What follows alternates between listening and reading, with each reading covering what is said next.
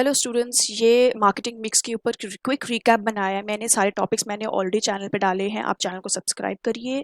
और इस वीडियो में आप देखेंगे एक एक स्लाइड्स में मैंने बहुत सारे की पॉइंट्स ऐड करे हैं। ये आपके लिए बहुत ज़्यादा बेनिफिशियल होंगे, आप बहुत अच्छा स्कोर करोगे। आप सारे की पॉइंट्स को अगर मैंशन करते हो आपके आंसर में, you will definitely score 80+। I have told lots of tips and tricks throughout the PPT. This will help you a lot in scoring 80+ in your exam.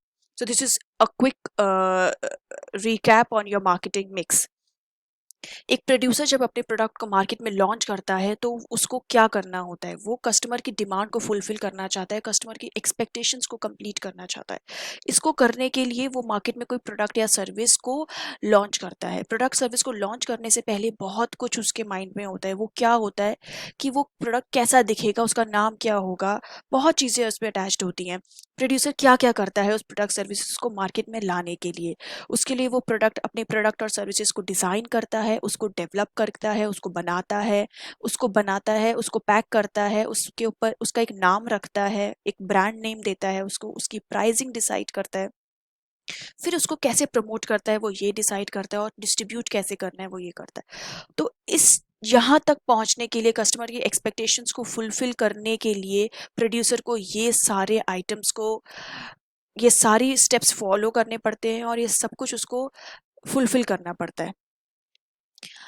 Marketing mix क्या है? 4 P's of marketing mix आप पढ़ोगे। Marketing mix क्या होता है कि marketing करने के लिए जो भी टूल्स आप यूज़ करते हो, जो भी डिसीजंस लेते हो, मार्केटिंग के ऑब्जेक्टिव्स को फुलफिल करने के लिए, आपके टारगेट मार्केट में आपने प्रोडक्ट को लॉन्च करना है, वहाँ पे ले जाके कस्टमर को सेटिस्फाई करना है, ये सारे एक्टिविटी को करने के लिए आप जो भी टूल्स का इस्तेमाल करते हो, जो भी इंग्रेडिएंट्स का इस्तेमाल करते हो, जो भी स्ट्रैटेजीज का इस्तेमाल करते हो, उसको कलेक्टिवली बोलते हैं मार्केटिंग मिक्स। ये मिक्स वर्ड आप ध्यान रखना, थ्रू आउट आएगा। अभी मार्केटिंग मिक्स का वर्ड यहाँ पे, इसका मतलब ये है कि किसी भी एक्टिविटी को करने के लिए, उसको डिसाइड करने से पहले जो इंपॉर्टेंट डिसीजन लिए जाते हैं उसको कहा जाता है मार्केटिंग मिक्स या प्रोडक्ट मिक्स। बहुत सारे मिक्स आएंगे अभी आगे पीपीटी में। Marketing mix are the set of marketing tools that firm uses to pursue its marketing objectives in the target market. This is by Philip Kotler. आपको ये definition word by word याद करनी है। आप ये line please word by word याद करिए और जरूर आपके आंसर में लिखिए। जब भी आंसर आप स्टार्ट करोगे, मार्केटिंग की डेफिनेशन होगी तो उसी से स्टार्ट करो। कोई केस स्टडी आएगी, केस स्टडी के अंदर आपको डिफाइन करना होगा कि विच component of marketing mix it is. आप पहले मार्केटिंग मिक्स की डेफिनेशन से स्टार्ट करोगे, उसके बाद आप उस कंपोनेंट को स्टार्ट करोगे। मार्केटिंग मिक्स के 4 P's कौन कौन से होते हैं? प्रोडक्ट होता है, प्राइस होता है, प्लेस होता है और प्रमोशन होता है। Product, price, process, physical environment, ये सब मार्केट के प्रोड्यूसर के स्टेक होल्डर्स होते हैं, जिसको उसको अपने माइंड में रखना चाहिए इससे पहले कि वो मार्केट में प्रोडक्ट लॉन्च करे या कोई भी स्ट्रैटेजी फॉलो करे। उससे पहले वो इन सब को ध्यान में रख के ही कोई एक्शन लेता है। पहला P1 है हमारा प्रोडक्ट। प्रोडक्ट बनाने से पहले हम सोचेंगे कि उसकी क्वालिटी कैसी होगी, मेरे प्रोडक्ट की क्वालिटी कैसी होगी, मेरे प्रोडक्ट का डिज़ाइन कैसा होना चाहिए, मैं उसको पैक कैसे करूँगा, कैसे उसको प्रोटेक्ट करूँगा। अगर मैं आज बनाता हूँ पर उसका डिमांड 6 to 7 months के बाद है, तो मुझे उसको कैसे प्रोटेक्ट करना है, मुझे कैसे उसको सेव करना है, मैं उसको कैसे अट्रैक्टिव बनाऊँगा, मुझे क्या क्या करना होगा अट्रैक्टिव बनाने के लिए, अट्रैक्शन क्रिएट करने के लिए, मैं कौन कौन सी वेराइटी ऑफ प्रोडक्ट्स को मैं बनाऊँ। तो इतनी सारी चीज़ें वो पहले ही सोच के रखता है। And now taking decision of these important categories, like I told you in last ppt, in last slide, that mix means taking decision. So taking these decision is known as product mix पे आपके एक definition आ सकती है। So taking these decision is known as product mix. यहाँ पे producer सोच रहा है कि उसको क्या करना चाहिए, कितने क्वेश्चंस उसके दिमाग में आते हैं, and what is the solution to it. Solution to a product is product mix. मेरा प्रोडक्ट कैसा होना चाहिए, उसका सोल्यूशन मिलता है उसको प्रोडक्ट मिक्स से। अब प्रोडक्ट मिक्स कैसे कस्टमर को, कैसे प्रोड्यूसर को हेल्प कर रहा है आपके प्रोडक्ट या सर्विस को डिजाइन करने के लिए। प्रोडक्ट मिक्स के पास कुछ कंपोनेंट्स है, which is branding, packaging and labelling. Product mix ये कहता है कि मेरे जो ब्रांडिंग कैरेक्टरिस्टिक्स हैं उसको फॉलो करो, पैकेजिंग कैसी होनी चाहिए, लेबलिंग कैसी होनी चाहिए। इससे आपको प्रोडक्ट मिक्स का सोल्यूशन मिलेगा, आपको पता चलेगा कि आपको आपका प्रोडक्ट कैसा बनाना है। सो ब्रांडिंग कैसा होना चाहिए, we are discussing in next slide. Packaging कैसी करनी चाहिए और आपको लेबलिंग पे कैसे ध्यान देना चाहिए। अब ब्रांड क्यों? आप चाहो तो आपके आइटम को उसके जेनरिक नेम से ही बेच सकते हो, पर आपके लिए ब्रांड रखना बहुत जरूरी है क्योंकि उसके अपने के एडवांटेजेस होते हैं। जेनरिक नेम क्या होता है, जैसे कि सोप है, सोप को हम सोप के नेम से बेच सकते हैं, like bathing soap, toilet soap, whatever soap it is, और you can put a brand name to it like Lux और Nirma, whatever. So brand की definition you will write as it is given in your book. A brand is a identification of a product, product की एक नाम होता है, उसकी identity होती है। It can be in the form of name, symbol, design etcetera. एक ये नाम हो सकता है, it could be a brand name, it could be a design, a mark, और it could be a symbol. Okay, a branding is not only done to identify the seller or producer, but also to make your product superior than competitors product. Competitor के product से उसको differentiate करने के लिए brand name बहुत ज़्यादा useful होता है। सिर्फ आपके ये नहीं होता कि लक्स से उसके producer या seller की पहचान हो रही है, no, branding is equally important to differentiate your item from your competitors item। तो brand की डेफिनेशन हमने देख ली। ब्रांड नेम क्या होते हैं, ये नेम्स होते हैं, जैसे Virgin, Kodak, YouTube, IBM, MTB, ये नेम्स हैं सारे। मार्क्स, एप्पल का मार्क ये है। Okay, you have these mark, McDonald's का मार्क ये है। What is this, this is known as trademark. Trademark ऐसे दिखता है, आपने देखा होगा कि लक्स के ऊपर आप ऐसा ये आर का चिन्ह देखोगे। दिस आर का चिन्ह मतलब ये होता है कि आपने ट्रेडमार्क रजिस्टर किया है and your trademark is completely registered, nobody else can use it. अब ब्रांड नेम कैसा होना चाहिए, it should be very short, बहुत सिंपल होना चाहिए, इजी टू स्पीक, सजेस्टिव होना चाहिए। जैसे कि वाइट सर्फ का, अगर अगर आप सर्फ प्रोड्यूस कर रहे हो, सर्फ, आप सर्फ के मैन्युफैक्चर हो, तो उसका नाम अगर आप वाइट रखते हो, उसका समझ में आएगा कि उस सर्फ से वॉश करने से आपके कपड़े वाइट हो जाते हैं। So it should be unique, differentiate होना चाहिए, डिस्टिंक्ट होना चाहिए। अदर लैंग्वेजेस में हमें अपने ब्रांड नेम का मीनिंग जरूर देख लेना चाहिए, जैसे कि आपकी बुक में एग्जाम्पल भी लिखा है नोवा का। नोवा का मीनिंग स्पेनिश में it's not good, that means not going on, it is not good. Meaning of Nova in Spanish is not good. So हमें अदर लैंग्वेजेस को भी जरूर देखना चाहिए before we keep a brand name to our item। Advertise, merits of, advantages of branding क्या होती है for producer, producer के लिए भी कुछ एडवांटेज है और कंज्यूमर्स के लिए भी कुछ एडवांटेज है। मैंने ये वर्ड बनाया है पेडीज, इससे आप इसको याद रखिएगा। प्रोडक्ट डिफरेंशिएशन, अब प्रोडक्ट डिफरेंशिएशन, आपका आइटम दूसरों के आइटम से डिफरेंशिएट हो जाता है। आप डिपार्टमेंटल स्टोर में अगर जाओगे और अगर आप वहां पे कुछ देखना चाहोगे तो आपका आइटम बहुत अलग दिख रहा होता है, बिकॉज ऑफ ब्रांड, वो एक अलग डिफरेंशिएशन, उसकी इमेज अलग दिख रही होती है। एडवर्टीजमेंट करने में इजी होता है, डिफरेंशियल प्राइसिंग होती है, easy introduction of new product होता है। आपका ब्रांड अगर ऑलरेडी लॉन्च्ड है मार्केट में और अगर आप न्यू आइटम निकालते हो तो वो न्यू आइटम को इंट्रोड्यूस करने में ज़्यादा एफर्ट्स नहीं लगते।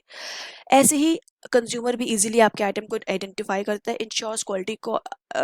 कस्टमर आपके आइटम को कॉन्फिडेंटली लेने लगता है कि ये इस कंपनी का ब्रांड है तो अच्छा ही होगा। स्टेटस सिंबल, उसको लगता है कि if he is using some branded item, वो ब्रांडेड आइटम बहुत अच्छा होगा, उसको एक स्टेटस सिंबल फील होने लगता है। तो आप इस वर्ड से जरूर ध्यान रखिए। P for product differentiation, A for advertising, differential pricing, easy introduction to new product and identification of product, ensures quality and status symbol। तो IES कस्टमर्स के लिए है, इसके पहले वाला प्रोड्यूसर के लिए था। Okay, next is packaging which is under promotion. Product mix, product mix का सेकंड कंपोनेंट इज पैकेजिंग, कि हमें अपने आइटम को पैक कैसे करना है। Packaging is basic activity of every company, it is defined as a set of task और activities which are concern with the designing, production of an appropriate wrapper, container और a bag for. मतलब कि आप item को market में ले जाने से पहले आप सोचोगे कि उसको मैं किस तरीके से मार्केट में लेके जाऊं, क्या मैं ओपन ले जाके उसको सेल करूंगा या मुझे किसी पैकेट में, कंटेनर में, रैपर में उसको रैप करके सेल करना है।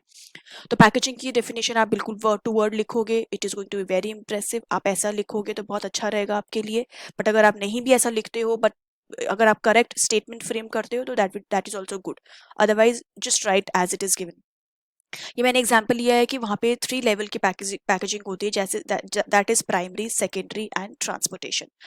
प्लास्टिक ट्यूब होती है जो टूथपेस्ट की, जिसको हम यूज करते हैं, अपने अपनी ट्यूब को अपने बाथरूम में रखते हो till end. So you don't throw that tube off, but the cardboard wrapper which you get with the tube, you throw it off. आप उसको ओपन करके ट्यूब यूज करते हो, which is the secondary packing. Transportation करने के लिए जब हम वो टूथपेस्ट को ट्रांसपोर्ट करके लाते हैं, lakhs and lakhs of toothpaste होती हैं, उसको कैसे ट्रांसपोर्ट करोगे, तो उसकी ट्रांसपोर्टेशन की पैकेजिंग अलग कार्टन्स में होती है, बहुत बड़े बड़े बॉक्सेस में होती है, उसको प्रोटेक्ट करने के लिए होती है। So plastic tube of toothpaste we use it till end, that is the primary packaging of that item. Secondary level होता है cardboard which we throw out to use toothpaste, इसको हम उसी टाइम फेंक देते हैं, जैसे सोप का रैपर होता है। And transportation required for transportation to protect the toothpaste, to protect the goods and services. ये 3 लेवल की हो गई, primary, secondary and transportation. Packaging के एडवांटेजेस क्या होते हैं? कन्वीनियंस होता है प्रोड्यूसर के लिए, कि उसको ट्रांसपोर्ट करने के लिए बहुत ईजी हो जाता है। जैसे lakhs and lakhs of cold drink की बॉटल्स होती है, वो उसको इंडिविजुअली नहीं ट्रांसपोर्ट कर सकते, उसको बहुत बड़े बंडल्स में रैप करके, पैकिंग करके ही स्टोर करके उसको ट्रांसपोर्ट किया जाता है। Rising standards of health and sanitization, मतलब क्लीनिनेस से वो चीज़ें पैक होती हैं, we believe that it is healthy और वो बहुत सैनिटाइज्ड है, वो क्लीन है। आइडेंटिफिकेशन, दूसरे आइटम से बहुत इजीली आप उसको डिफ्रेंशिएट कर सकते हो, आइडेंटिफाई कर सकते हो। सेल्फ सर्विस आउटलेट्स, मतलब कि वो इजीली जब आप कुछ परचेज करने जाते हो डिपार्टमेंटल स्टोर में, तो पैकेजिंग से आप बहुत इजीली उसको पहचान लेते हो। प्रोटेक्शन, पैकेजिंग से डेफिनेटली आपका आइटम प्रोटेक्ट हो रहा होता है। प्रमोशन, पैकेजिंग ऑलरेडी रैपर्स इतने अट्रैक्टिव होते हैं, कलरफुल होते हैं कि वो खुद ही अपने आप में एक प्रमोशन कर रहे होते हैं। It is also said as it is a silent salesman. Innovation opportunities ये होती हैं कि उसमें बहुत सारे आइटम्स आप नोट कर सकते हो, आप बहुत सारे इन्फॉर्मेशन उसमें डाल सकते हो, बहुत सारे कलर्स डाल सकते हो उसमें।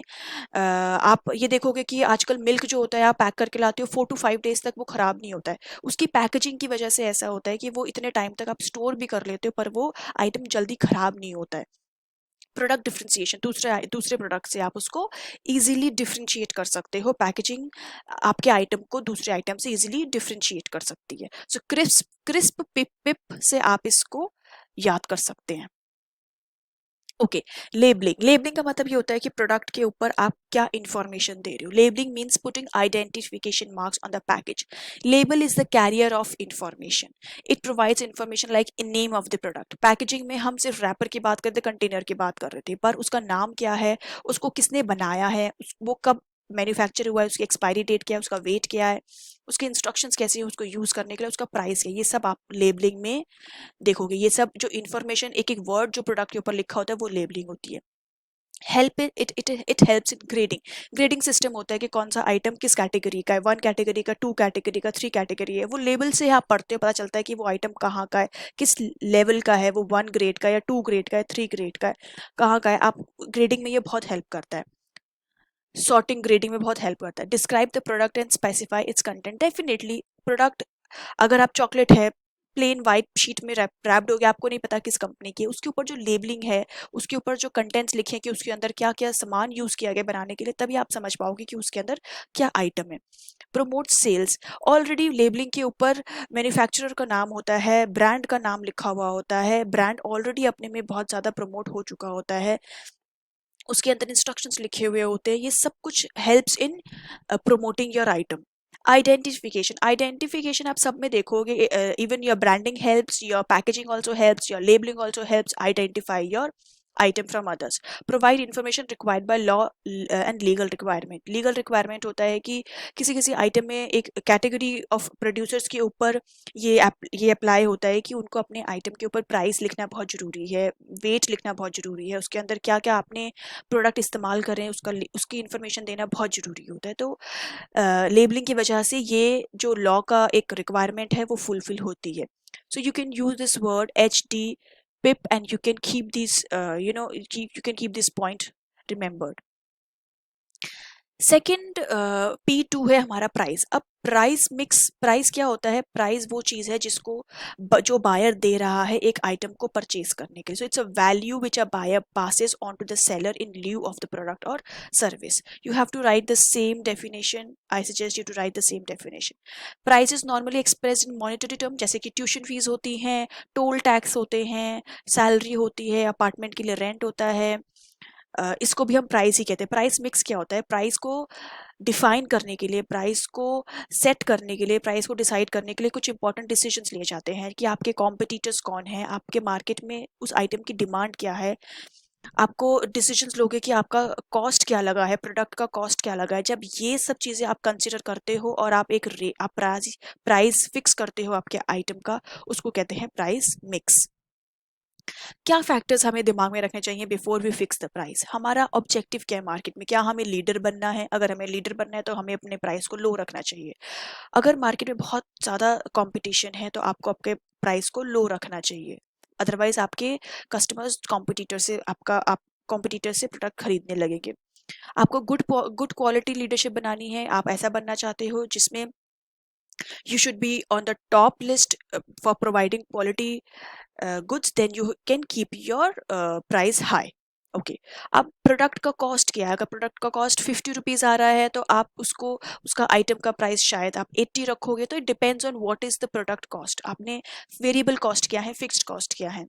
ओके तो ये कहा जाता है कि दोनों कॉस्ट आपको रिकवर करने चाहिए, बट अगर at any point of time अगर आप कोई स्ट्रैटेजी है मार्केट में, आप प्राइस रिड्यूस करना चाहते हो because of any reason, competitor को डिफीट करने के लिए भी कर सकते हो, तो वहां पे एटलीस्ट आपको वेरिएबल कॉस्ट तो रिकवर कर लेना चाहिए।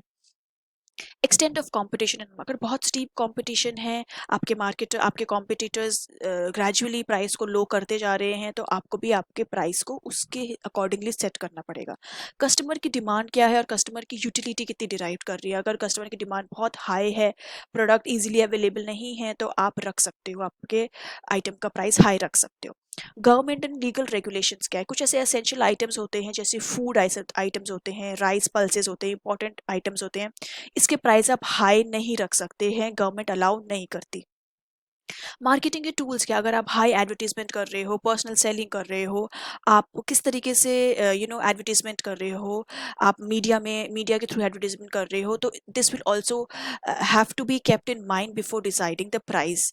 Before you fix the price, you have to keep these points in mind before you fix a price. It is a very sensitive item. Sensitive क्यों है ये? क्योंकि अगर हल्का सा भी आपका प्राइस अप या डाउन होता है, this will affect on the demand of your goods. Now P3 is place distribution and physical distribution and place. Place means आप कौन से चैनल यूज करोगे। फिजिकल डिस्ट्रीब्यूशन मतलब कि जब आप प्रोडक्ट को डायरेक्टली कस्टमर को अवेलेबल करा रहे हो। Let's see what is there. Place refers to set of decision that need to be taken in order to make the product available. अब प्रोडक्ट को कस्टमर तक पहुंचाने के लिए आप क्या क्या डिसीजन लेते हो? जो भी आप इंपॉर्टेंट डिसीजंस लोगे फिजिकल डिस्ट्रीब्यूशन ऑफ गुड्स से रिलेटेड, ये जो कौन सा चैनल यूज करोगे आप, मार्केट कौन सा यूज करोगे फॉर डिस्ट्रीब्यूशन, ये जो चीजें हैं इसको कहते हैं प्लेस मिक्स। ओके अगर कस्टमर्स हम कंज्यूमर्स हैं, हमारे पास अभी चैनल नहीं है, हमें डायरेक्टली मैन्युफैक्चरर के पास जाना पड़ेगा to get the items, then you will have to go to each manufacturer to collect the item. जैसे कि अगर आपको टूथपेस्ट चाहिए तो आपको टूथपेस्ट के प्रोड्यूसर के पास जाना पड़ेगा, आपको ऑयल चाहिए तो आप ऑयल वाले प्रोड्यूसर के पास जाओगे, आपको कोम चाहिए तो आप कोम वाले प्रोड्यूसर के पास जाओगे। It will get so difficult, your life will be so difficult without distribution channel. अब आप समझिए आपके पास रिटेलर्स हैं, आपके पास होलसेलर्स हैं, वो आपका ये सारा काम करते हैं, वो सब कुछ अक्यूमुलेट कलेक्ट करके लेके आते हैं और आप उनके शॉप पे जाते हैं और आपको सब कुछ रेडिली अवेलेबल मिलता है। Your life is so easy then. तो फंक्शंस क्या है, इंपॉर्टेंस क्या है, डिस्ट्रीब्यूशन चैनल क्यों इंपॉर्टेंट है? आप देखो, आप डिपार्टमेंटल स्टोर में सब कुछ आपके पास अवेलेबल है, आपको किसी भी मैन्युफैक्चरर की शायद फेस भी देखने की जरूरत नहीं है। आप यहाँ पे जा रहे हो, आप सारा आइटम आपके लिए, सब कुछ आपके लिए यहाँ पे अवेलेबल है। वरना आप शूज कहाँ लेने चाहते, आप बैग कहाँ लेने चाहते, आप वॉलेट कहाँ लेने चाहते, आप परफ्यूम कहाँ लेने चाहते, आप क्या करते अगर डिस्ट्रीब्यूशन चैनल नहीं होता तो? ये ग्रेडिंग और सॉर्टिंग करता है, लेवल बना के रखता है, ये कौन सा आइटम किस ग्रेड का है, कौन सा आइटम हाई क्वालिटी का, कौन सा आइटम लो क्वालिटी का है। वो रिस्क बना के रखता है, इतना स्टॉक आपके लिए कलेक्ट करके रखता है। आप दिस रिस्क वो बेयर करता है, अदरवाइज आपको इतना सारे गुड्स आपके घर में लाके रखने पड़ते हैं, आप इतना अमाउंट इन्वेस्ट करते हो उसमें, आपके लिए वो अक्यूमुलेट करता है, सारा आइटम आपके होल सेलर से उठा के लाता है और आपके लिए वो अक्यूमुलेट करता है, असॉर्ट करता है, इतनी वेराइटी आपके लिए वो अवेलेबल कराता है, आपके अपने डिपार्टमेंटल स्टोर में इतना कुछ ला के रखता है, इतनी वेराइटी आपके लिए अवेलेबल कराता है। बहुत होल सेलर्स हेफ्टी अमाउंट में लेके आते हैं, जैसे 50 kgs के वीट के बैग लेके आते हैं और हमारे लिए वो 10-10 kgs में डिवाइड करके पैकेजिंग करके उसको रखते हैं। They do that for us. Packaging के अलावा प्रमोशन मोस्टली प्रोड्यूसर्स करते हैं, but middle man and wholesalers retailers अपनी सेल्स को बढ़ाने के लिए भी प्रमोशन करते हैं, वो भी एडवर्टीजमेंट्स निकालते हैं, वो भी प्रमोशन में बिल्कुल कंट्रीब्यूट करते हैं। नेगोशिएशन, होल सेलर्स हमारे लिए आइटम प्राइस की नेगोशिएशन करते हैं होल सेलर से, जिसके कि आइटम चीप से चीप रेट में अवेलेबल रहे मार्केट में। चैनल्स कितने होते हैं, डायरेक्ट चैनल होते हैं और इनडायरेक्ट चैनल होता है। डायरेक्ट चैनल में हम देखेंगे कि प्रोड्यूसर डायरेक्टली कस्टमर्स को सेल करता है, वहाँ पे कोई भी होल सेलर रिटेलर नहीं है, जो अभी हमने पहले भी देखा कि जब मार्केट में डिस्ट्रीब्यूटर्स है ही नहीं। इनडायरेक्ट डिस्ट्रीब्यूशन में हम देखेंगे कि वहाँ पे इंटरमीडिएट्स होते हैं, जैसे कि होल सेलर्स होते हैं, रिटेलर्स होते हैं। सो इनडायरेक्ट डिस्ट्रीब्यूशन भी, डिस्ट्रीब्यूशन चैनल्स 3 टाइप के होते हैं, जिसमें 1 लेवल होता है, 2 लेवल होता है और 3 लेवल होता है। 1 लेवल में कोई भी मिडलमैन नहीं होता, 2 लेवल में 2 होते हैं, जैसे कि होलसेलर आ गया और आपका रिटेलर आ गया, और 3 लेवल में क्या होगा कि होलसेलर होगा, रिटेलर होगा और एक डिस्ट्रीब्यूटर हो जाते हैं, जैसे कि एजेंट्स हो जाते हैं, जैसे कि नॉर्थ का एजेंट, साउथ का एजेंट, वेस्ट ईस्ट का agent, area wise region wise agents हो जाते हैं। और उनके अंडर फिर होलसेलर्स होते हैं, एंड देन रिटेलर्स होते हैं, देन कंज्यूमर्स होते हैं। ओके, आप ये सारी पिक्चर्स को स्लोली ग्रेजुअली देखो, आपके पास तो वीडियो है, आप पॉज करके देख सकते हो, एक एक पिक्चर रिलेट होती है। हमें क्या क्या फैक्टर्स को कंसिडर करना है before we make a choice of what channel suits our need, what channel suits our product. Value of product क्या है, अगर बहुत एक्सपेंसिव प्रोडक्ट है जैसे कि कार है, तो इट इज़ बेटर कि आप डायरेक्ट सेलिंग करो, आप चैनल यूज़ मत करो। अगर बहुत कॉम्प्लेक्स प्रोडक्ट है तो इट इज़ बेटर कि उस कॉम्प्लेक्स प्रोडक्ट को आप डायरेक्टली कस्टमर से मिल के ही एक्सप्लेन करके सेल करो, आप डिस्ट्रीब्यूशन चैनल मत रखो, बहुत आपकी सेल्स इतनी अच्छी होगी नहीं, इनफैक्ट लो होगी बहुत। नेचर ऑफ प्रोडक्ट मतलब कि अगर कस्टमाइज्ड प्रोडक्ट हैं, कुछ कस्टमाइज्ड प्रोडक्ट हैं जैसे कि आपकी नीड के हिसाब से बनाया गया है, आपके स्पेसिफिक रिक्वायरमेंट के हिसाब से बनाया गया, तो इट इज़ बेटर कि you go for a direct selling and don't look for a distribution channel. If it is a perishable और non perishable, if it is a perishable good, that means कि जल्दी खराब हो जाएगा, तो it is better कि जैसे vegetables हैं, फ्रूट्स हैं, आप डायरेक्टली जैसे ही फार्मिंग करते हो उसको डायरेक्टली ला के मार्केट में पुट अप कर दो, so that in 1 or 2 day it is sold and consumed also. Okay, company के फैक्टर क्या है, if company has enough of funds, बहुत फंड्स हैं उसके पास, और वो बहुत डिग्री भी कंट्रोल करना चाहता है, कंट्रोल बहुत रखना चाहता है अपने आइटम के ऊपर, तो इट इज़ बेटर कि वो डायरेक्ट सेलिंग पे जाए, जिसके कि डायरेक्ट सेलिंग एक्सपेंसिव होती है, क्योंकि वन सिंगल एडवर्टीजमेंट से सेल्स बहुत ज़्यादा बढ़ सकती है, बट एक डायरेक्ट सेलिंग के लिए इंडिविजुअल सेल्समैन जाके बात करता है। अगर बहुत कंट्रोल, आप कंप्लीट कंट्रोल रखना चाहते हो, तो इट इज़ बेटर कि आप उस प्रोडक्ट को बहुत लोगों के हाथ ट्रांसफर ना होने दो और आप डायरेक्ट सेलिंग करो। अब मार्केट फैक्टर्स क्या है, नेचर ऑफ मार्केट, अगर आप industry heavy lofty hefty goods बेच रहे हो, तो इट इज़ बेटर कि you go for direct selling, और अगर आप कंज्यूमर गुड्स बेच रहे हो like toothpaste and such cosmetics, then it is okay to go for a distribution channel. Size of a market, अगर लार्ज है, बहुत ज़्यादा कंज्यूमर्स हैं, तो इट इज़ बेस्ट यू go for a distribution channel. अगर बहुत स्मॉल है तो you can directly meet your customer and you can sell it. Geographical concentration, अगर आपके कस्टमर स्कैटर्ड हैं, बहुत दूर दूर हैं, it is better you go for a distribution channel. अगर आपके सारे कंज्यूमर्स बहुत एक छोटी सी जगह में आपके आसपास ही है, तो then you can do a direct selling also, physical distribution कर सकते हो आप। अच्छा, क्वांटिटी परचेज मतलब कि अगर बहुत बड़ा ऑर्डर आया है, it's like lakhs and lakhs of toothpaste you are producing and you have to sell a new item, then it is good to go for a distribution channel. You sell it to wholesalers and then wholesaler will look into how to forward it to your retailers and consumers. Competitive factors, अगर आप individual हो, market में only product बना रहे हो और high competition चल रहा है, you will also have to see कि आपके कॉम्पिटिटर्स क्या, कौन से चैनल यूज़ कर रहे हैं, अगर डायरेक्ट सेलिंग सेलिंग कर रहे हैं या डिस्ट्रीब्यूशन चैनल यूज़ कर रहे हैं, तो आप उनसे कम्पिटिट कर रहे हो, आप कंपेयर करोगे कि आप उनका चैनल इस्तेमाल करोगे या नहीं करोगे, तो आपको कॉम्पिटिटर्स को भी माइंड में रखना पड़ेगा कि वो कौन सा चैनल यूज़ कर रहे हैं। अब अगर इकोनॉमी में बूम आ रहा है, रिसेशन हो रहा है, it is not the right time, बहुत मनी नहीं है आपके हाथ में, तो इट इज़ बेटर कि आप उसको डायरेक्टली होलसेलर्स को सेल कर दो। एंड उसमें पैसे बहुत, it is a cheap mode, less costly होता है, बहुत इकोनॉमिकल होता है कि अगर आप डायरेक्टली डिस्ट्रीब्यूशन चैनल को दे दो, होलसेलर्स को हैंड ओवर कर दो, rather than going to the customers individually. Physical distribution करने से पहले आप ये चीज़ें ध्यान रखोगे कि ऑर्डर जब आपको मिलता है, आप देखो कस्टमर ऑर्डर प्लेस कर रहा है, ऑर्डर प्लेस करने के बाद मैन्युफैक्चरिंग होगी, उसको आप कहीं वेयर हाउस करोगे, इन्वेंट्री मेंटेन करोगे, फिर ट्रांसपोर्टेशन करोगे, मटेरियल हैंडलिंग, बहुत कुछ होता है। ये सारे फैक्टर्स आप पहले नोट करोगे कि अगर आप के लिए ये सब कुछ फीजिबल है तो ही आप फिजिकल डिस्ट्रीब्यूशन करोगे। ऑर्डर टाइम प्रोसेसिंग में ये कहता है कि जितनी जल्दी कम टाइम में प्रोड्यूसर को, कंज्यूमर को अगर आइटम मिल जाएगा तो वो ज़्यादा हैप्पी रहेगा। तो आपको देखना होगा कि क्या आप जल्दी ऑर्डर को प्रोसेस कर सकते हो, क्या transportation is easy for you, आपके लिए असम में टी बन रही है, क्विकली मुंबई तक पहुंचाना आपके लिए इजी है, क्या आपके पास वेयर हाउस फैसिलिटी है, आपको उसको स्टोर करना है, आपके वीट होता है, पल्सेस होते हैं, बनाए बहुत कम टाइम में जाते हैं पर throughout year it is consume, so do you have that enough warehousing facility to store your item, क्या आपके पास इनफ इन्वेंट्री है क्विकली उस ऑर्डर को फुलफिल करने के लिए। अगर ये सब आपके पास अवेलेबल है, these factors you have to keep in mind before choosing a physical distribution channel. अब इन्वेंट्री लेवल क्या है? इन्वेंट्री लेवल का मतलब ये है कि आपको कितना मिनिमम या मैक्सिमम आइटम आपको स्टोर करना है, depending on what item you are selling, और आपने क्या फोरकास्ट कर रखा है। फर्म की पॉलिसी क्या है? अगर फर्म चाहता है कि इमीडिएटली आपके कस्टमर को आइटम अवेलेबल हो जाए, तो आपको इन्वेंट्री स्टॉक मेंटेन करके रखना पड़ेगा इमीडिएटली अगर आपको देना है तो। Degree of accuracy on sale forecast, मतलब कि आपने अगर फोरकास्ट कर रखा है कि अगले महीने for sure I need 5 lakh items, तो आप उसको अभी आज इसी महीने में स्टोर बना के रखोगे, you will have to maintain that inventory of 5 lakh items. Responsiveness of distribution channel, आपका अब आपने जो भी डिस्ट्रीब्यूशन चैनल चूज कर रखा है वो कितना क्विकली काम कर रहा है। अगर आपका डिस्ट्रीब्यूशन चैनल बहुत क्विकली काम कर रहा है कि जैसे ही आप उसको ऑर्डर देते हो वो क्विकली डिस्ट्रीब्यूट कर देता है और कंज्यूमर तक पहुंच जाता है, then you don't have to make a lot of it and store it, then you can make simultaneously, आप साथ साथ में बना के उसको प्रोड्यूस करके बेच सकते हो।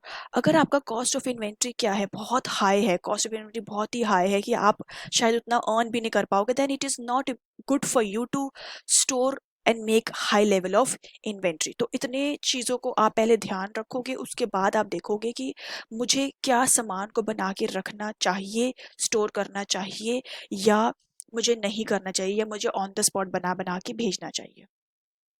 Fourth is promotion. अब आइटम आपका रेडी है, आपने उसको मार्केट में कैसे लाना है, आप मार्केट में कैसे कंज्यूमर्स को कम्युनिकेट करोगे कि ये आइटम आपके लिए मार्केट में अवेलेबल है, उसकी उसकी सेल्स को कैसे इनहेंस करने करोगे आप सब। तो ये डेफिनेशन आप एज इट इज लिखोगे, मैंने आपकी बुक से ही स्क्रीनशॉट लिया हुआ है। The promotion element of marketing mix is concern with activities that are undertaken to communicate with customers and distribution channel to enhance the sales of the firm. वो आपको inform कर रहे होते हैं आपके आइटम के बारे में, परसुएट करते हैं कस्टमर को to buy the product and inform him about the merits of the product. So promotion क्या कर रहे हैं? प्रमोशन बार बार ये बोल रहा होता है कि ये आइटम मार्केट में अवेलेबल है, उसके मेरिट्स ये हैं, आपको कन्विंस करते हैं कि आप खरीद लो। Okay, so what are the elements of promotion? इसको कि आप एडवर्टीजमेंट करोगे, आप सेल्स प्रमोशन कैसे करोगे, आप पर्सनल सेलिंग करोगे, और आप पब्लिक रिलेशंस कैसे मेंटेन करोगे, इन सब को बोलते हैं प्रमोशन मिक्स। इन सब के डिसीजन को जब लेते हैं तो इसको हम बोलते हैं प्रमोशन मिक्स। आप आराम से बैठ के वीडियो को पॉज करके एक एक फोटोज को अगर आप देखोगे तो आप बिल्कुल समझ में आएगा आपको कि एक एक फोटो का बहुत ज़्यादा अच्छा रिलेशन है इसका। और इस फोटोज की वजह से आपको ये सारे पॉइंट्स भी याद रहेंगे। जब ये पीपीटी आपके दिमाग में, ये फोटो आपके दिमाग में छप जाएगी तो आप बहुत इजीली पॉइंट्स को रिकॉल कर पाओगे जब आपको एग्जाम में आंसर लिखना होगा। पहला देखते हैं एडवर्टाइजिंग। एडवर्टाइजिंग क्या होती है? It is a paid form of non personal presentation and promotion of idea, goods और services by an identified sponsor. मतलब कि इसकी अगर मैं डेफिनेशन को ब्रेक करूँ तो मैंने पहले देखा कि इट इज़ अ पेड, इसको कराने के लिए हमें पैसे देने पड़ते हैं। It is a non personal presentation, face to face communication नहीं होता, it is a impersonal thing, informal होता है ये। और ये होता है प्रमोशन ऑफ आइडिया, गुड्स और services by an identified sponsor. Third हमने निकाला आइडेंटिफाइड स्पॉन्सर। एक ओनर होता है, प्रोड्यूसर होता है, एक आइटम का ओनर होता है जो इस एडवर्टीजमेंट को कराता है और उसके लिए वो पे भी करता है। तो स्पॉन्सर होता है हमारा एडवर्टाइजमेंट जो करवा रहा होता है, जिसका प्रोडक्ट सर्विस होता है। अब फीचर्स क्या होते हैं? Reach, it reaches to masses. एक advertisement lakhs and lakhs, whole world can see one single advertisement. बहुत सारी चॉइसेस होती है, बहुत सारे आइटम्स को आपके सामने रखता है कि आपके लिए बहुत चॉइसेस आपके लिए अवेलेबल कराता है। लेजिटिमेसी मतलब कि हम अपने एडवर्टीजमेंट में इतनी चीज़ें क्लेम करते हैं कि कस्टमर्स हमारे हमारे आइटम पे कॉन्फिडेंटली बिलीव करने लगता है, लॉयल हो जाता है, वो बिलीव करने लगता है, कॉन्फिडेंस दिखाने लगता है कि ये आइटम इस ब्रांड का है तो वो डेफिनेटली अच्छा ही होगा। एक्सप्रेसिवनेस, एडवर्टीजमेंट से आप बहुत इजीली एक्सप्रेस कर सकते हो कि आपके आइटम में मीडिया के थ्रू, पेपर्स के थ्रू, न्यूज़पेपर्स के थ्रू, इन सब के थ्रू, पिक्चर्स के थ्रू, बैनर्स होते हैं, बहुत सारे लोगोज होते हैं, टैग लाइन्स होती हैं, इससे आप अपने अपने मैसेज को बहुत अच्छे से एक्सप्रेस भी कर सकते हो। इकोनॉमी मतलब कि एक सिंगल इकोनॉमी में ये होता है कि हम एक सिंगल एडवर्टीजमेंट से बहुत ज़्यादा सेल्स बढ़ाते हैं, बहुत ज़्यादा जब सेल ऑर्डर आ जाता है तो मास प्रोडक्शन करना पड़ता है, कॉस्ट ऑफ प्रोडक्शन रिड्यूस हो जाता है, तो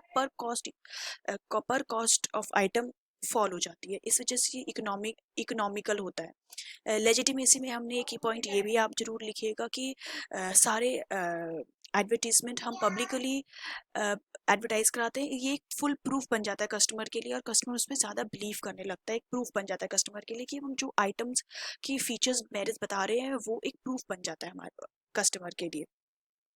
enhancing customer satisfaction and confidence, this point is again in relation with legitimacy only, क्योंकि हम इतनी चीज़ें अपने एडवर्टीजमेंट में क्लेम कर रहे होते हैं कि फ्यूचर में अगर कुछ फॉल्स कमिटमेंट भी नहीं कर सकते एडवर्टीजमेंट के थ्रू, तो इजीली कस्टमर उसको बिलीव करने लगता है और सेटिस्फाई होने, तो कॉन्फिडेंस बिल्डअप हो जाता है जल्दी से कस्टमर का। ओके अब एडवर्टीजमेंट को बहुत ज़्यादा ऑब्जेक्ट किया गया है, क्रिटिसाइज भी करा गया है, क्यों? कुछ लोग बोलते हैं कि एडवर्टीजमेंट एक मटेरियल चीज़ों को बहुत ज़्यादा एडवर्टाइज करते हैं, जैसे कि अगर हमें कोई आइटम नहीं भी खरीदना तो भी उसका एडवर्टीजमेंट कर करके उसको इतना पॉपुलर कर देते हैं कि अगर डिमांड नहीं भी होती तो भी हर एक बंदा उसको खरीदने के लिए रेडी रहता है। तो उसको क्रिटिसाइज भी इस पॉइंट पे क्रिटिसाइज किया गया है। ये कहता है कि एडवर्टीजमेंट एक इंफीरियर गुड्स को एनकरेज करता है, बट इकोनॉमिस्ट कहते हैं कि कौन सा गुड इंफीरियर है या कौन सा गुड सुपीरियर है, ये सब की पॉकेट डिसाइड करती है कि कौन सा गुड इंफीरियर या सुपीरियर है। आपकी पॉकेट क्या अलाउ करती है तब आप बताओगे कि क्या आपके लिए इंफीरियर है या सुपीरियर है। ऐसा एडवर्टीजमेंट कुछ भी नहीं करता कि वो सिर्फ इंफीरियर गुड्स को एनकरेज कर रहा है। हाँ, ये जरूर हो सकता है कि एडवर्टीजमेंट को देख देख के डुप्लीकेसी जरूर हो जाती है, इन्होंने ये जरूर एक्सेप्ट करा इकोनॉमिस्ट ने कि डुप्लीकेट प्रोडक्ट जरूर बनने लग जाते हैं because of these advertisements. Confuses rather than help, people बोलते हैं कि एडवर्टीजमेंट कंफ्यूज कर देता है, but it is not that. In fact advertisement बहुत ज़्यादा ऑप्शंस को, चॉइसेस को आपके सामने रखता है, जिसके कि आपके लिए चूज करना इजी हो जाता है कि आपकी नीड क्या है, आपकी पॉकेट क्या अलाउ करते हैं, उसके हिसाब से आपके लिए बहुत सारी चॉइस, वैरायटी अवेलेबल हो जाती है, तो it helps consumer a lot. Same some advertising are bad, are of bad taste. अब कुछ लोग बोलते हैं कि लैंग्वेजेस अच्छी यूज़ नहीं करी जाती, या उसका किसी के घर के रिलेशन पे इफेक्ट पड़ सकता है, जैसे mother in law daughter in law के ऊपर एडवर्टीजमेंट बनते हैं, एम्प्लॉयर एम्प्लॉय के ऊपर एडवर्टीजमेंट बनते हैं, हस्बैंड वाइफ के ऊपर एडवर्टीजमेंट बनते हैं, रेप केसेस के ऊपर एडवर्टीजमेंट बनते हैं। तो ये चीज़ें इकोनॉमिस्ट जस्ट से दैट ये हर एक की इंडिविजुअल सोच होती है, हर एक की इंडिविजुअल थॉट होती है, how you how we generation understand these ads and how old people generation understand these ads. So we should look into the material of what item and product that advertisement is trying to sell, rather than understanding the story behind it. Okay. Okay, cost are pass to customers. ऐसा लोग कहते हैं कि जो company high advertisement कर रही होती है, बहुत ज़्यादा पैसा खर्च करती है एडवर्टीजमेंट में, वो अल्टीमेटली सारा रिकवर आपके प्राइस से करती है, प्राइस को हाई करके वो उसको रिकवर करती है। This is not correct. One single advertisement brings lot and lot of sales. बहुत ज़्यादा जब सेल होती है तो हाई सेल्स के साथ हमें हाई प्रोडक्शन करना पड़ता है, हाई प्रोडक्शन के साथ आपका कॉस्ट ऑफ प्रोडक्शन बहुत रिड्यूस हो जाता है, पर कॉस्ट पर आइटम बहुत ज़्यादा रिड्यूस हो जाता है। तो जो पैसा आपके एडवर्टीजमेंट करने में लगा होता है वो यहाँ पे आके इफेक्ट इसका नलीफाई हो जाता है। तो ऐसा बिल्कुल भी नहीं है कि एडवर्टीजमेंट करने से प्राइस राइज होते हैं। ओके, सेल्स प्रमोशनल टेक्निक्स कौन कौन सी टेक्निक्स होती है? वी गिव रीबेट, कि कोई आइटम हम 10 रुपीज का है बट उसको हम रीबेट में 8 रुपीज में सेल कर रहे हैं, तो you will see all those pictures are very much related to all these techniques. ये टेक्निक्स आपके लिए याद करना मुश्किल होता है, बट अगर आप ये पिक्चर्स को बार बार देखोगे तो आपके लिए बहुत ईजी हो जाएगा। हम डिस्काउंट देते हैं, we give 50, 60, 70, 80, 90, 80% off discount. All branded showroom you have seen that. हम कुछ खरीदते हैं तो उसके साथ हमें प्रीमियम गिफ्ट्स मिलते हैं।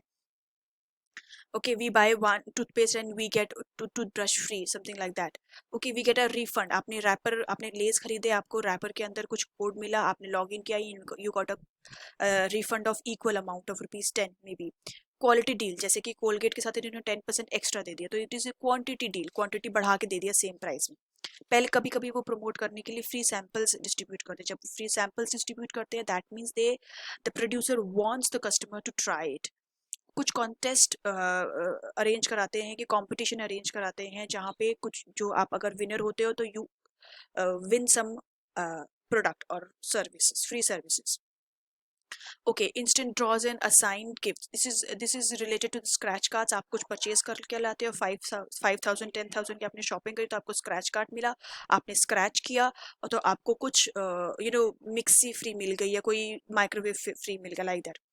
लकी ड्रॉ, आपने जैसे फॉर एन एग्जांपल होल्डे 10 20,000 की शॉपिंग करी है, आपके बिल नंबर को एंड ऑफ द डे पे जब निकाला गया तो आपको लकी ड्रॉ मिल गया that you one a washing machine. Okay, now you gone full finance at the rate 0%, मतलब कि आपने कुछ कैश डाउन पेमेंट दे दिया और ऑल ईएमआई जो बन जाती है उसके ऊपर कोई भी इंटरेस्ट नहीं होता, but you should be very cautious before opting this mode of payment of full finance.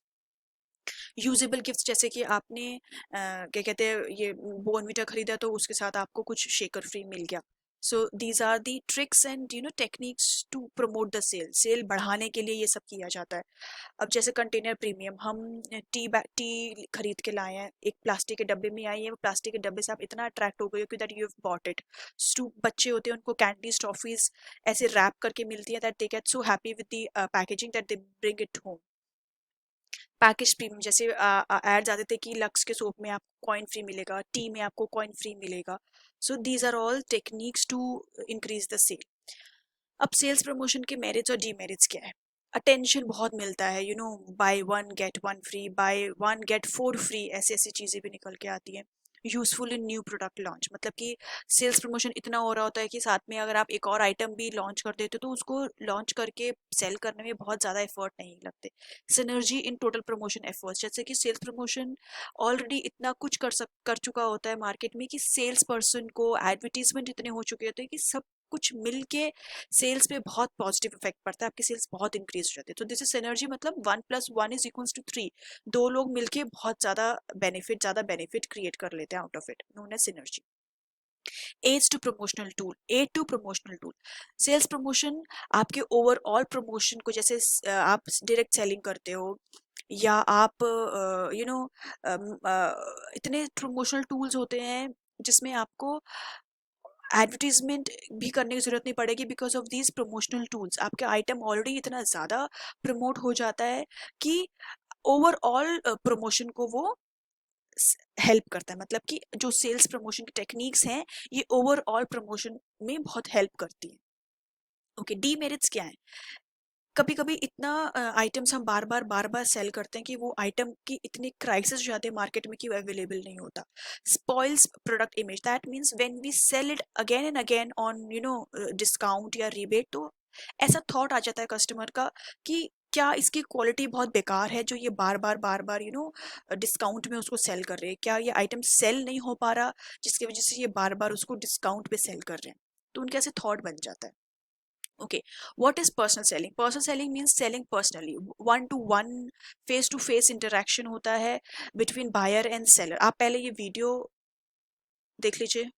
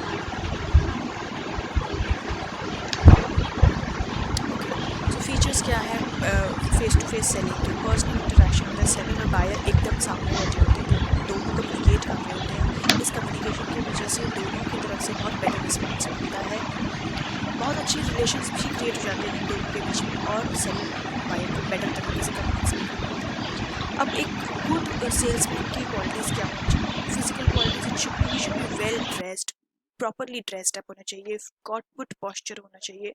Social qualities क्या होनी चाहिए? उसको सोसाइटी के बारे में सोचने, उसको पहले ही अंडरस्टैंडिंग आ जानी चाहिए कि कस्टमर की नीड क्या है, कस्टमर की क्या रिक्वायरमेंट है, कस्टमर आपके शॉप पे एंटर हुआ है तो वो क्या डिफिकल्टी फेस कर रहा होगा, उसको पहले से ही उसको एम्पैथी होनी चाहिए, उसको समझ जाना चाहिए कि कस्टमर की नीड क्या है।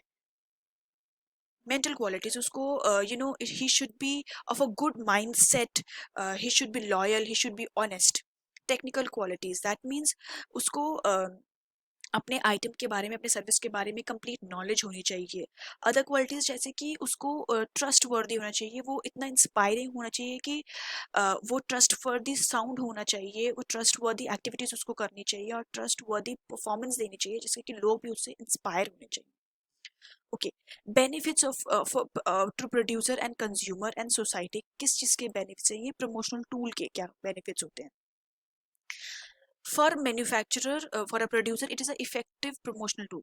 जो पर्सनल सेलिंग है, it is a very effective promotional tool, promotion करने में बहुत इफेक्टिव टूल रहता है। इट इज़ फ्लेक्सिबल टूल, जैसे कि एडवर्टीजमेंट होते हैं, एडवर्टीजमेंट ऑलरेडी फिक्स्ड होते हैं, ऑलरेडी डिसाइडेड होते हैं, बट दिस, ये depending on customer, they can flexibly change their dialogues, they can change their strategy. Minimum wastage of efforts, जहाँ जहाँ पे उनको लगेगा कि उनको प्रेजेंट करना चाहिए वो वहीं पे करते, they don't waste their time and efforts. Consumer attention, definitely it is face to face, there is proper interaction, तो वहाँ पे कंज्यूमर का ज़्यादा अटेंशन होता है, प्रॉपर गुड रिलेशनशिप भी बनते हैं, पर्सनल सपोर्ट दी जाती है कस्टमर को क्योंकि वो बिल्कुल फ्रंट टू फ्रंट बैठे हैं। कोई गुड ऐसा ऐसा सेल गुड गुड ऐसा सेल कर रहे होते हैं जहाँ पे वो पर्सनली अपने गुड को आके डिमॉन्स्ट्रेट करते हैं, तो it they give they personal support. effective in introducing new item, this point you will see everywhere, क्योंकि already promotion इतना हो चुका होता है कि new item को launch करने में it becomes very easy। अब कंज्यूमर के लिए क्या बेनिफिट्स है? It helps in identifying needs. बहुत ऐसे कंज्यूमर्स होते हैं उनको पता नहीं होता कि उनको किसी चीज़ की रिक्वायरमेंट है, तो पर्सनल सेलिंग में when they talk to each other तो वो समझते हैं कि या हाँ ये मेरी रिक्वायरमेंट है और मुझे ये आइटम परचेज करना चाहिए। लेटेस्ट मार्केट की इंफॉर्मेशन उनको मिलती है because they are talking to that person one on one, उसके क्वेश्चंस वो पुट अप करते हैं, अपने डाउट्स पुट अप करते हैं और बहुत ऐसी चीज़ें वो पूछ सकते हैं जो वहीं पे सॉल्व हो जाती है। एडवर्टीजमेंट में ये चीज़ पॉसिबल नहीं होती। एक्सपर्ट एडवाइस होती है because sales person is the experienced one, salesman is the experienced one, वो वहाँ पे एक्सपर्ट की एडवाइस अवेलेबल होती है कस्टमर्स को। इट इंड्यूसेस कस्टमर्स को परसुएज करता है उसकी नीड को सेटिस्फाइड करने, यहाँ पे वो उसको कोई प्रेशर नहीं डालता परचेज करने के लिए, बस उसकी नीड को सेटिस्फाई करने के लिए उसको परसुएट करता है कि वो उस आइटम को परचेज करे। अब सोसाइटी के लिए क्या बेनिफिट्स होते हैं? Converts latest demand into effective demand, जो डिमांड कस्टमर की बन रही है वो एक इफेक्टिव डिमांड बन जाती है। ओवरऑल एम्प्लॉयमेंट बहुत जनरेट होती है, सेल्समैन के जॉब में करियर अपॉर्चुनिटीज बहुत होती हैं। Sales person they travel from one place to another, तो इसे ट्रैवल एंड टूरिज्म को बहुत बेनिफिट मिलता है मोबिलिटी में। और प्रोडक्ट का स्टैंडर्डाइजेशन होता है कि they are given a standard product, बहुत हाई लेवल प्रोडक्ट दिया जाता है, बहुत स्टैंडर्डाइज प्रोडक्ट दिया जाता है। Okay, public relation are very important. Public relation means society के साथ आपके रिलेशन कैसे हैं, आप किस तरीके से अपने कंपनी के स्टेटस को सोसाइटी तक पहुंचाते हो, थ्रू मीडिया, थ्रू स्पीचेस। आपके कंपनी के सीईओ कोई एग्जीक्यूटिव स्पीच दे रहा है कहीं पे भी किसी इवेंट में जाके, इवेंट्स कंडक्ट कराते हैं, रिटन मटेरियल्स होते हैं जैसे कि एनुअल रिपोर्ट्स होती हैं, ब्रोशर्स होते हैं, बुकलेट्स निकालते हैं, ये कंज्यूमर्स को और एम्प्लॉयज़ को डिस्ट्रीब्यूट किए जाते हैं। और पब्लिक सर्विसेज एक्टिविटीज़ भी कराते हैं forums पे जहाँ पे you communicate with the public. So public relation means public relation with public. Okay, these are your relations with the public. Okay, PR evaluates public attitudes, वो पहले पब्लिक की attitude को समझता है, उनकी पॉलिसीज को और प्रोसीजर को आइडेंटिफाई करता है, उसके बाद वो आके अपने मैनेजमेंट को भी एडवाइस करता है, जिसके कि मैनेजमेंट फिर अपनी स्ट्रैटेजीज को चेंज करते हैं in public interest. And they do this because वो चाहते हैं कि उनके प्रोडक्ट और सर्विसेज को, उनके ऑर्गेनाइजेशन को एक्सेप्टेंस मिले सोसाइटी में, एंड पब्लिक की प्रॉपर अंडरस्टैंडिंग भी डेवलप हो मैनेजमेंट के साथ. So this definition is important for you. The Chartered Institute of Public Relations defines public relation as a strategic management function. It is a strategy. It is not a promotional tool that add value to an organization by helping it to manage its reputation. So यहाँ पे हम reputation और goodwill के लिए public relations maintain करते हैं. Roles क्या है, इंपॉर्टेंस क्या है पब्लिक रिलेशन की. प्रेस मीडिया के साथ रिलेशंस बहुत अच्छे बन जाते हैं इसकी वजह से. आप इसको फंक्शंस बोलोगे कि इस पब्लिक रिलेशन के थ्रू वो मीडिया के साथ अपने रिलेशन अच्छे बनाते हैं, प्रोडक्ट की पब्लिसिटी करते हैं, कॉर्पोरेट के कम्युनिकेशंस को एनुअल रिपोर्ट के थ्रू, बैलेंस शीट्स होती हैं उनको वेबसाइट पे डिस्प्ले करनी होती है, इसके थ्रू प्रमोशन करते हैं अपनी कंपनी का, काउंसलिंग कराते हैं. They build awareness of their organization, they build awareness of the product services, they build awareness what they are doing for society, they develop credibility. अपनी कंपनी की credibility इतनी बढ़ा देते हैं कि people believe you, people start having faith in you. वो sales को बहुत इफेक्ट करते हैं. They work to increase the sales, और प्रमोशन कॉस्ट को बहुत लो करते हैं, क्योंकि अगर आपके रिलेशन ही अच्छे हैं तो आपके लिए प्रोडक्ट का मूवमेंट बहुत ईजी हो जाता है. लॉबिंग, गवर्नमेंट से रिलेटेड जितनी भी पॉलिसीज उनको फॉलो करनी चाहिए. गवर्नमेंट साथ अपनी पॉलिसीज इतनी अच्छी, अपनी 1-to-1 ट्रांजैक्शन इतना अच्छा कर लेते हैं गवर्नमेंट के साथ कि उनको कोई भी बिजनेस एक्टिविटी को करने में, प्रोड्यूस करने में, फॉर एन एग्जांपल कुछ एक्सपोर्ट करना है बट गवर्नमेंट की पॉलिसी बहुत स्ट्रिक्ट है, तो वहाँ पे गवर्नमेंट के साथ अच्छे रिलेशन बना के रखते हैं जिसके कि वो बिजनेस ईजिली कर पाए. You see this video now.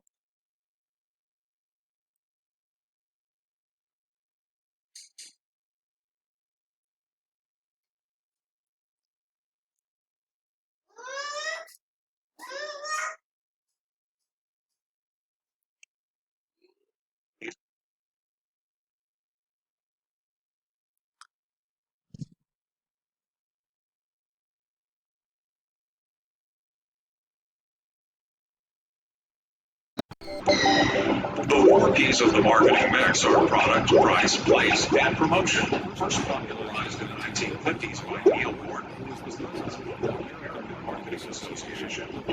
These are constrained by the internal and external factors of the overall environment, but they all work together to provide marketers with a tool to guide their strategies. Product includes the name, design, and packaging of a good or service. The product is branded and typically tangible. It's satisfying. Provides experience. Details of products cost, considerations include discounts and seasonal pricing, as well as bundling and other pricing strategies. Place is handling a product. Place decisions specify where and how consumers will find the product or service. And promotion involves advertising, communications, and public relations. What should the marketing message be, and how should it be conveyed? The goal of promotion is to entice a consumer into making a purchase. The 4 Ps have undergone revisions over the years, especially in light of improved technologies like the internet, which thank you students. जरूर subscribe करिए channel को. If you like it please share it with all your friends. Thank you. All the best.